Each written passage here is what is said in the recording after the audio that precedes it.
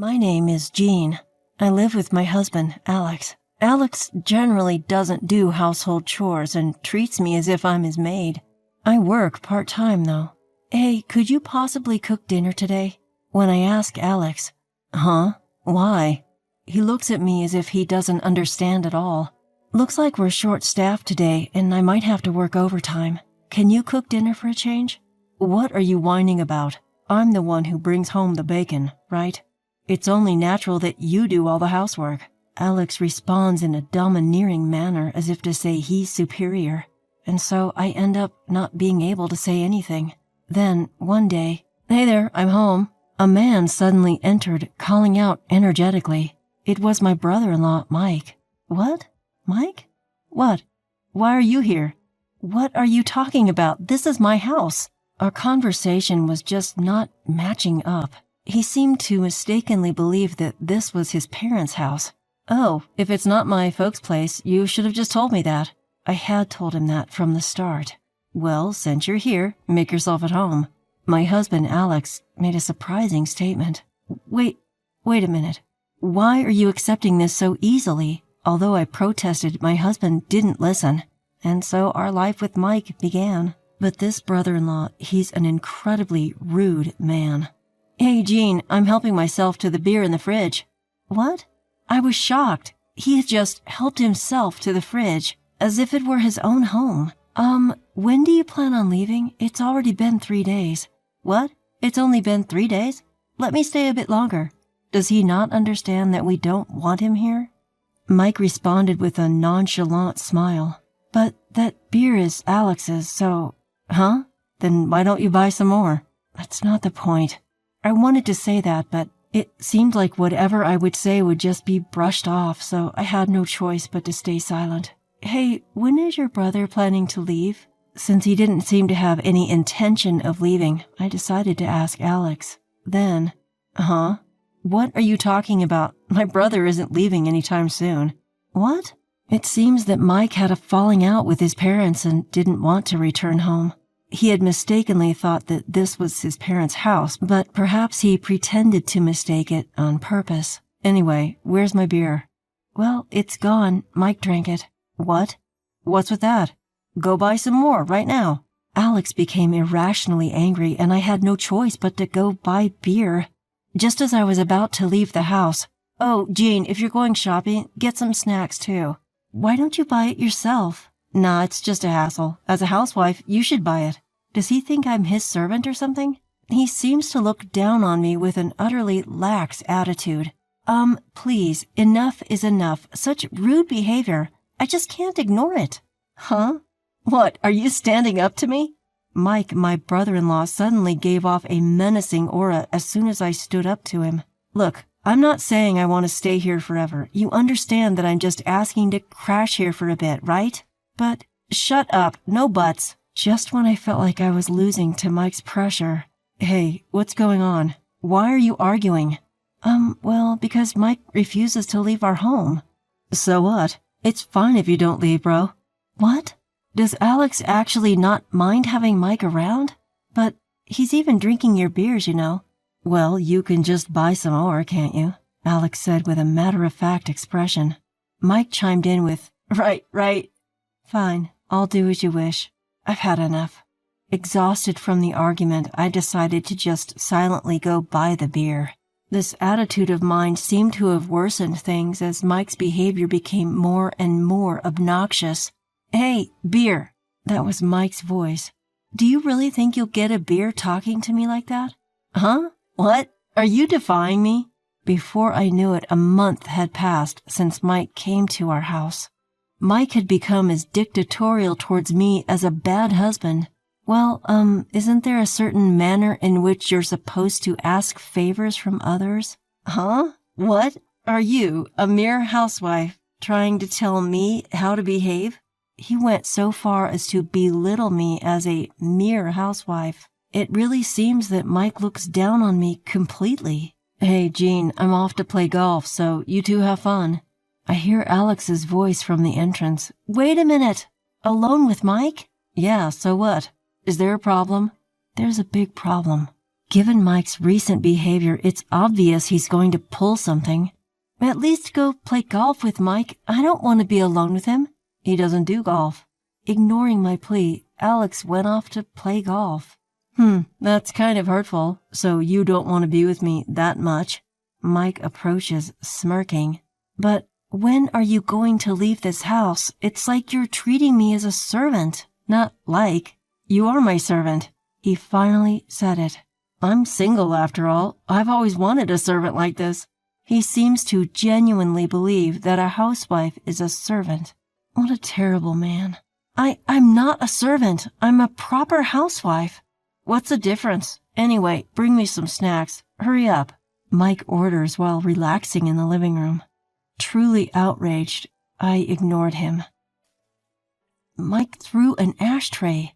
Fortunately, it didn't hit me, but it did shatter the glass on the shelf. Hey, who do you think is in charge here? You're getting a bit too cheeky, aren't you?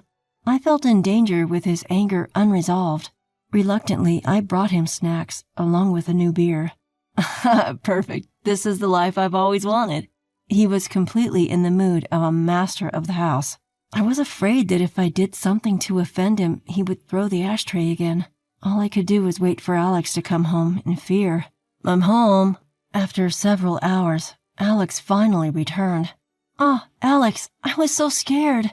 Normally he's a bit of a domineering husband, but I thought he would be reliable in times like this. However, whoa, what happened to this room? It's a mess. Alex prioritized commenting on the state of the room over listening to me. Well, Mike, he threw an ashtray and I was scared. I tried to explain what I had gone through, but, what's that? The ashtray didn't hit you, did it? Then it's no big deal, right? I couldn't believe it. Would any normal person say that when their wife might have been seriously hurt? Hey, welcome home. Your wife trashed the room. What? Incredibly, Mike was blaming me for the mess in the room. What? It was you. Why are you blaming my brother? No, it's not like that. I desperately insisted I wasn't to blame, but Alex, maybe because he was drunk, wouldn't listen to me at all.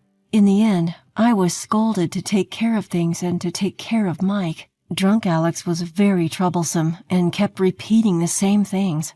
If I didn't at least pretend to listen, he would get grumpy and start causing a ruckus.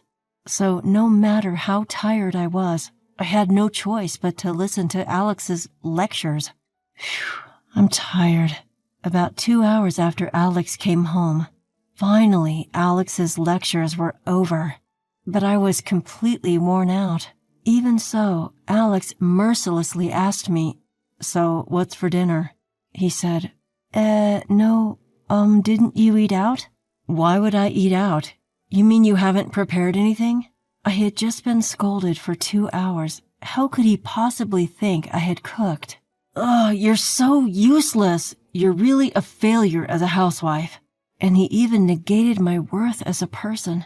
What on earth had I done to deserve this? You're getting scolded. This is hilarious. Mike was just snickering from the sidelines. Maybe these brothers just love tormenting people. In the end, no matter how tired I was, I cooked for Alex and Mike. They even complained that the food was bad, so there was no salvation for me. Finally, reaching my limit, I decided to address Alex again. Hey, when is Mike going to go home? He's not going to stay here forever, is he? Not that again. He clearly looked annoyed. Maybe I chose the wrong time to bring it up. What's with you? Don't you care about my brother? To be honest, I didn't care. After all, he just showed up at our house and started tormenting me. Just living with such a person was driving me to the brink. You know I've been having a rough time, don't you? How can you just ignore that? I couldn't help but ask Alex that. Look, everyone has stress, you know. Just as he opened his mouth, Alex said something outrageous. Mike is particularly stressed, so he has to use you as a punching bag. I couldn't understand what he was saying at all. Punching bag? Me? Why? When I asked Alex this, he said, Because clearly in this house, you're the best fit to be a punching bag. You should be honored. You get to be Mike's punching bag. Despite the fact that I didn't want that at all, he spoke as if I did. I shouted, I don't want that at Alex, but he just said without hesitation, "It's not about what you want or don't want. You're a punching bag. Punching bags don't have will, do they?" Alex said it with such conviction. It was clear he meant it. And when I thought about it, Alex had been abusing me for a while now, yelling at me for no reason, even physically hurting me at times. You're cruel," I muttered, tears welling up in my eyes. But even seeing me cry, Alex didn't seem to feel anything.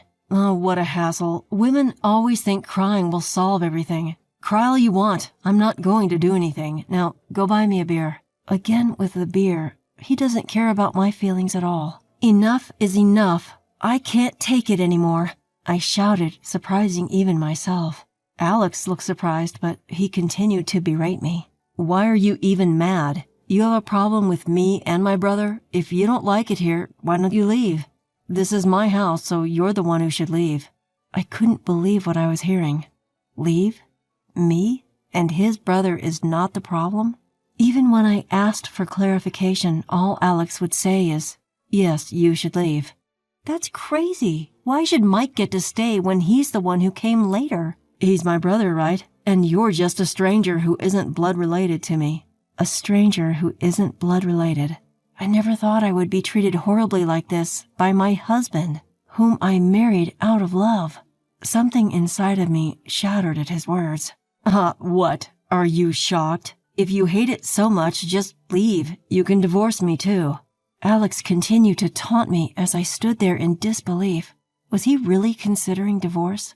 It seems that Mike is more important to him than I am. That night, we both decided to go to bed without saying anything else. But I couldn't sleep. The cruel words Alex had said playing over and over in my mind. Leave, divorce. Was I the only one who thought we were in love? I suddenly felt very sad. Perhaps my feelings were unreciprocated. After a good cry that soaked my pillow, I made a decision and went to sleep. A few days passed after that incident. Alex called me. "Hey, where are you? Where did you go early in the morning? You just noticed? It's been a few days since I left." "I didn't care if you were gone. I was eating instant noodles, but I've run out. Make me some food." I thought he could just keep eating instant noodles for the rest of his life.